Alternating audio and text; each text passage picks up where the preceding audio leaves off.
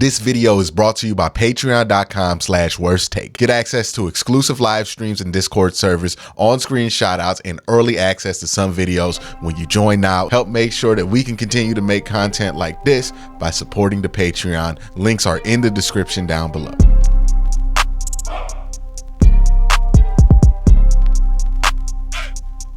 One of the questions I get asked the most is, will Myles Garrett get 20 plus sacks? Does Myles Garrett need to get 20 plus sacks? If he doesn't get 20 plus sacks this year, will he ever get 20 plus sacks? There seems to be a lot of attention, a lot of anxiety, a lot of expectation, and a lot of hope that this is going to be the year that Myles Garrett breaks the 20 sack mark. Now, one thing to be clear, breaking the 20 sack mark is not something that happens every season by anybody. This is something that's happened in 3 of the last 10 seasons of NFL football, and it's only been done by 4 players: TJ Watt, Aaron Donald, JJ Watt, and Justin Houston in the last 10 years. So going all the way back to 2013, there's really only been 4 guys who have gotten to that 20 mark or broken that 20 mark. So it's a rare thing to even have a player on your team that you realistically believe can get 20 sacks in a season. It's very tough to do. Whether you're playing 17 games, whether you're playing 16, it's been proven to be a very, very tough thing to do. Now, the other thing that I wanted to ask myself is, when a player does get 20 sacks, are there certain circumstances that exist that allow that to happen more often than not? Because the one thing we know about sack production and why a lot of people are moving away from sack production being the main barometer of defensive line play is because it's ultimately a very volatile and unreliable stat in some ways. The ways that it's volatile and unreliable is because a lot of what it counts as a sack kind of depends on a lot of different variables other than just beating your man one-on-one. That's why a lot of people have moved the pass rush win rate, which Myles Garrett has been at the top of the league in since he entered the NFL. That's why a lot of people go to pressures as a better barometer of what dictates who's a good defensive lineman and who's not, at least when it comes to pass rush production. So sacks are kind of a debated stat nowadays, and that's not something that we said 10 years ago, but there definitely has been a movement to, be a little bit more critical of how much weight we give sacks. But that being said, fans still see that 20 sack number as a mythical one, a one that if a player hits, that completely changes how you look at them. And I would argue there are a couple of things that could put you in the same realm as getting a 20 plus sack season. One of those things being, hey, getting 16 plus sacks 3 years in a row, that usually cements you into the Hall of Fame. If you have a run like that, if you have a 20 plus sack year plus 4 or 5 seasons of 10 plus sack, that usually puts you in the NFL Hall of Fame. And if you look at the guys who have had 20 sacks, they are usually the guys that you would consider some of the greatest pass rushers of all time. Just in the last 10 years, it's TJ Watt, who's definitely going to make the Hall of Fame. Aaron Donald, who's definitely going to make the Hall of Fame. And JJ Watt, who, I feel like he's already in, but no doubt JJ Watt gets in the Hall of Fame. And I would say JJ Watt and Aaron Donald are no doubt first ballot Hall of Famers. And Myles Garrett is somebody who you can make the argument will make the Hall of Fame, even if he retired today, or if he had 16 sacks next year and then retired, he would probably make the Hall of Fame. And if he had 20 sacks this year, that would put him in first ballot Hall of Fame territory, right? This is the caliber of player that we're talking about.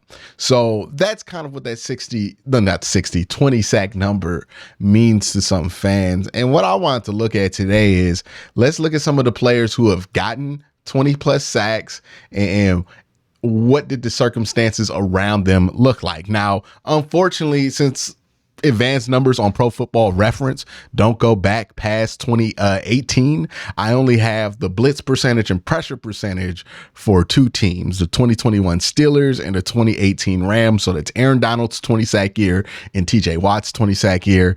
And the thing I found interesting about this was that none of these teams in both of those years where they had somebody get 20 plus sacks were blitzing that crazily. The Steelers were, I think, around the top 10, but not necessarily in the top 10 with 27%.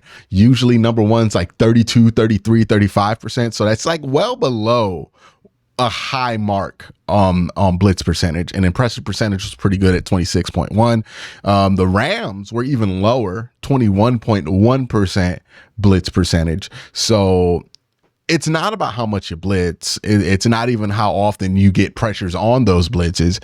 It's more or less on the strength of a player's ability to just win straight up on the defensive line, and two, what does the help look like? How many pressures are you creating on that defensive line?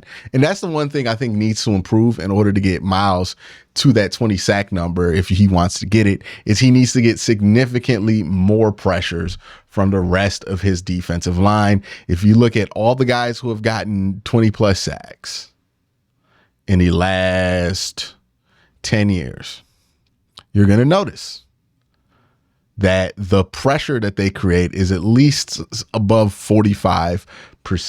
I think JJ Watt might have the most impressive season of anybody ever in the last 10 years. But he was the low mark here when you talk about guys who got 20 plus sacks. He had his defensive line had 45.8% of the pressures that year, but the rest of the crew that he had, so the other guys, the linebackers, the DBs, they created 14.4%. So JJ, my bad, I'm gonna get that confused all video. I apologize in advance. But JJ only accounted for, well, not only, he had to account for about 40% of the pressures, which I think is probably going to be the highest mark of anybody in here. You look at Justin Houston's mark, and you can tell which one's pressures and which one's sack on the circle charts by the donut chart being the pressure chart, and the pie chart, the traditional pie chart, being the sack numbers. So Justin Houston, 33.2%, with 56% of those pressures coming from the defensive line. So a lot of pressures created for him in Kansas City that year. Aaron Donald, 38.3, 53.6% of the pressures on the defensive line came from the defensive line. And then TJ Watt, which probably, like, the argument for TJ Watt and why TJ Watt's not considered a better individual pass rusher than Myles Garrett, even when you look at like his best year, there's very much a lot of evidence of not necessarily that he gets carried. He doesn't get carried. I don't want to make it sound like he's getting carried. But what I do think is that he, out of every other guy in this conversation or in that top pass rusher conversation, even right now, there's more evidence that TJ Watt benefits statistically from the help he has around him, right? If you look at the sack percentage the year he got 22.5, he only was about 40% of the team sack total and 29.7% of the team's pressure total. You look at everybody else, Aaron Donald had 50 and 38. Justin Houston had 47 and 33. JJ Watt had 53.9 and 39.8. Ridiculous numbers from 2014 JJ Watt. And even if you look at Myles, right? Myles last year compared to the rest of the Browns, Myles had 47% of the Browns sack production and 34.5% of the Browns pressure production. He's just asked to do more. And everybody here is kind of asked to do more and carry more of a load than TJ Watt. Not to say that what he's done here isn't impressive, but it's also impressive from more than one perspective, right? It's impressive that TJ Watt was able to get those numbers, but it's also more impressive about what it says about the rest of the Steelers supporting cast and what Mike Tomlin is able to do to create some pressures from the rest of the defensive line. And that's why TJ Watt doesn't get the sole credit like he would if he were like Myles Garrett, who gets a significantly higher portion of his team's production, or is usually responsible for a significantly higher portion of his team's production. So if you've ever wondered why that argument is, even though the traditional stats don't line up, it's because Myles is much better at pass rush win rate. He's much better at all these other advanced numbers that tell you that individually, one-on-one, Myles Garrett's harder to block than TJ Watt. Now, if you don't think that's true, hey, it's not a crazy opinion to think TJ Watt's better than Myles Garrett, but that's why I think a lot of people in the prevailing knowledge outside of the city of Pittsburgh is that Myles is probably the better player. But back to the main subject at hand, because this wasn't a TJ Watt versus Myles Garrett video. This was if Myles get 20 sacks, what does he need? You need a lot more pressures from your defensive line than what you got last year, right? Because the Browns defensive line pressures only accounted for like 41.8% of the pressures. We need to get that number probably up to like 50. Like at the very least. And they did things to help that, right? So you bring in Zadarius Smith, and I think that's going to be the biggest change. You know, Ogbo, everybody else that you brought in, that's going to help you get D-line pressure. So thing number one that you needed to do to get Myles to that number, I think has been done. Thing number two that you need to do, and I think this is the hardest, is how do you get Myles to be double teamed less? And this is something that I feel like it might be teetering on the edge of being impossible. And hear me out. Because when I hear that the Browns bring in Zadarius Smith, a lot of the commentary I hear after that is, hey, this is somebody who's going to take attention away from Myles Garrett and make it so that Myles Garrett doesn't see as many double teams. I wonder how true that statement actually is. Because while it's the conventional knowledge, while it's what we've been kind of operating off for the last 10, 15 years, I don't know how true it is. Because Myles Garrett, in my opinion, is going to command the same amount of attention no matter who's opposite of him. Like, outside of it being prime Aaron Donald or prime JJ Watt, it's probably going to be all the attention is going to be on Myles Garrett. That's not a disrespect to Zadarius Smith. It's just Myles Garrett has such a reputation at the position. He has such a name for himself at this point amongst his peers and amongst the coaches in the game right now that I don't think people are going to take their attention off of him just because somebody who's decent or really, really good is on the other side. Like Zadarius Smith. Zadarius Smith's really, really good. I'm still going to double team Myles Garrett, but like he's really good. Like it might hurt me. I think that's going to lead to more opportunities for other guys. I don't know how many more opportunities it's going to lead to Myles Garrett. And the reason I don't know how many more opportunities that's going to lead to Myles Garrett is because the amount of sacks that Myles is going to get because he has help is a massive variable, because we're talking about on a given play, a team slides over, double teams Myles Garrett. Now, the first variable that has to happen in order for Myles to benefit from having other guys there is that one of those other guys that they have that are upgrades from last year gets a pressure, right? They get pressure. They force the quarterback to adjust their path or whatever, but they get pressure. Okay, so that's variable number one, that somebody else on the defensive line gets a pressure on the given play. Variable number two is that the person who created the pressure also gets to the quarterback before the quarterback can throw the ball, right? So no throw out of bounds, no spike, none of that. You get to the point of that quarterback in that pressure that the quarterback has to hold on to the ball. Okay, so that's variable number two. Variable number three is that the quarterback then does not get sacked by the guy who got the pressure. And then variable number four is that the quarterback is in a position in the pocket where it gives Myles Garrett back the advantage versus whatever offensive lineman that he's going against. That's four variables in order for Myles Garrett to benefit off one pressure.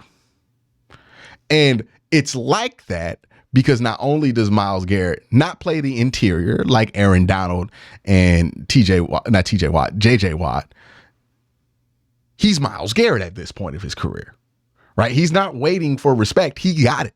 Aaron Donald got that respect in 2018 when he had that big season. After that season, people defended him a little bit differently. JJ Watt is again, he's kind of a outlier because JJ Watt had like 20 sacks, I think, in 2012 and then got it again in 2014. JJ Watt's a monster. But again, we're talking about somebody who played inside in an era where we just did not have a lot of guys who are athletic to play guard. And don't think that this is not a coincidence, but the second that JJ Watt had all them sacks from the inside in 2014 was also the second that we started to draft guards a lot higher in the NFL draft. So there was obviously a generational change at the guard position that had to happen in order to adjust to the athleticism that was being put there. And I think they've caught up significantly more than what it was in the past, where it was like barbecue chicken when you put a good player against a guard. Now it's not that guaranteed. So Myles is in this adverse situation because like he's already gotten the respect that some of these dudes had when they broke out and had these 20 sack seasons, while also going to be commanding way more attention than any of these guys have had. So I don't know if he gets his 20 sacks. I think that's a very, very high bar for him to reach. He's Myles Garrett, so I think he can reach it, but I don't think it's a guarantee that he even approaches it. If he gets to 18 sacks, me personally, I think that's a massive, massive win. If he gets back to 16 sacks, I think that's great, especially if the production around him is significantly better. My point in this video is it would be great for Myles to get 20 sacks. It would be great for him to get the sack record. It'd be great for him to win Defensive Player of the Year. But ultimately, we should not be so narrow in our judgment of Myles Garrett to base it either exclusively or mainly on the sack production. Myles Garrett, if he gets his normal sack numbers, that's one thing. But if he gets 16 sacks again and we get no production around the defensive line, then that's going to be a bad reflection on him. If he gets 16 sacks again this year and the production goes up on the defensive line, I think that's a positive reflection on the impact that he has, because that means that he's freeing up a bunch of other guys because of the attention that he draws. And I don't think this thought that because you have somebody who's good opposite of Myles Garrett, you're going to get less attention on. I just don't think that's true. We'll see what happens during the season, but y'all have a great day. Have an even better night.